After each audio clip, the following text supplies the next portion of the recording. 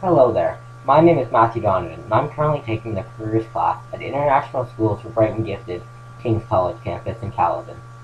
As our final evaluation for this, we had to do a video of what we thought our life would be at 30, so that we can end up comparing and contrasting it to what our life is actually like at 30.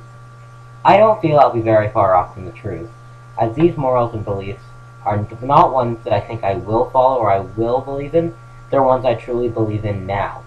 Therefore, I feel that this is going to allow me to accurately judge what I'm going to be like in 15 years, in 16 years.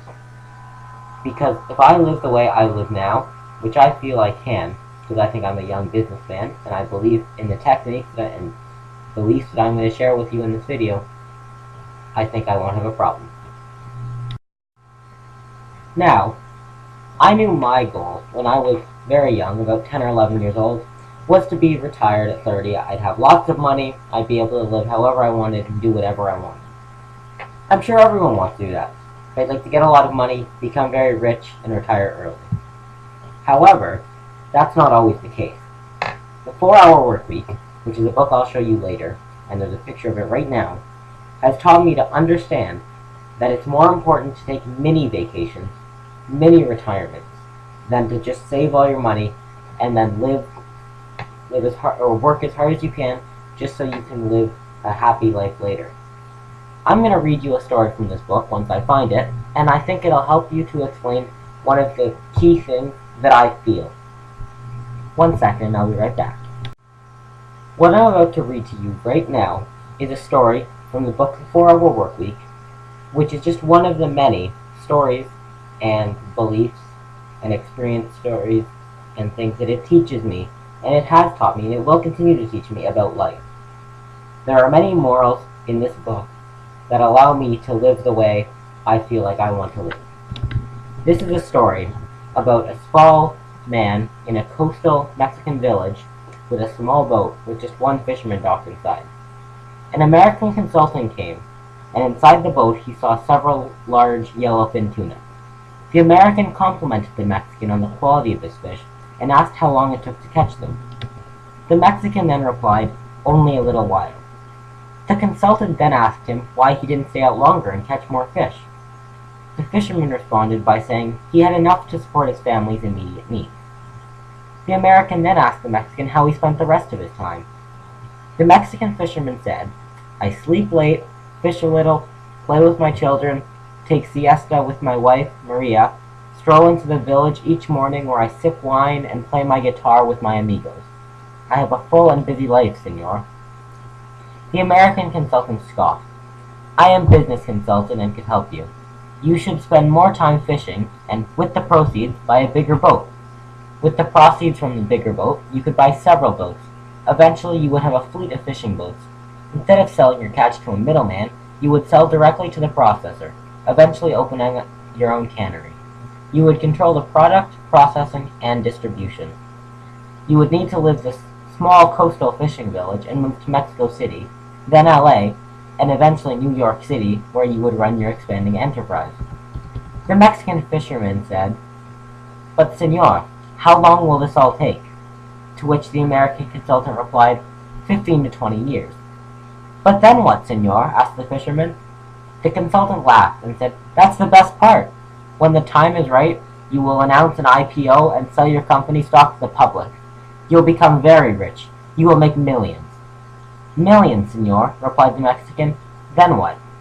The American said, "Then you would retire, move to a small coastal fishing village where you would sleep late, fish a little, play with your kids, take siesta with your wife, stroll to the village in the evenings where you could sip wine and play your guitar with your amigos."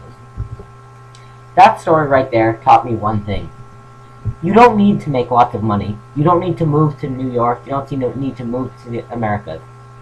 As long as you're doing something that you love and you can get by with, that's all you need. You don't need all that extra money, so you can go off, and then what? You go to other people and say, "Hey, I have lots of money." No. As long as you're happy, that shouldn't matter.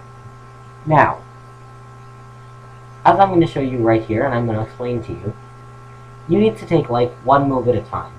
You can have your end goal, which I believe I'm going to refer to that as eternal happiness. That is the happiest you can be. It's what you want, when you want, how you want it.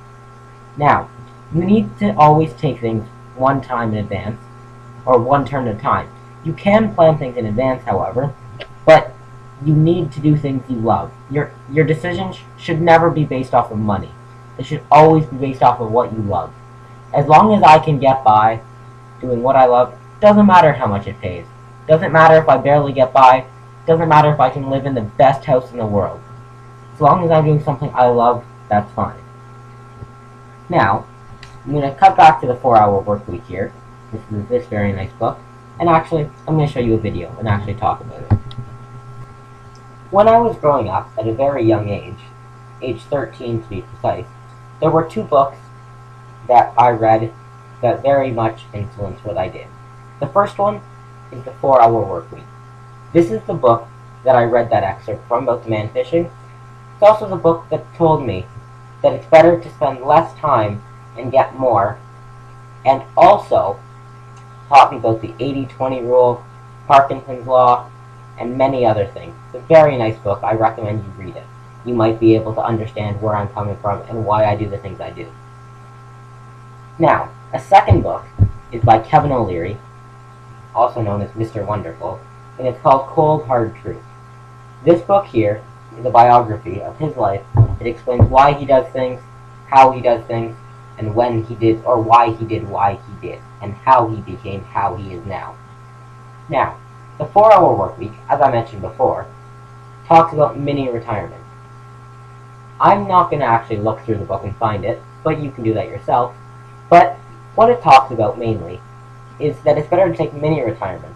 Say, move to the Central Americas for 6 months, and then have a little retirement there, and then move back, and hopefully you can have your company working without you. Or you can outsource, or you can work 4 hours a week.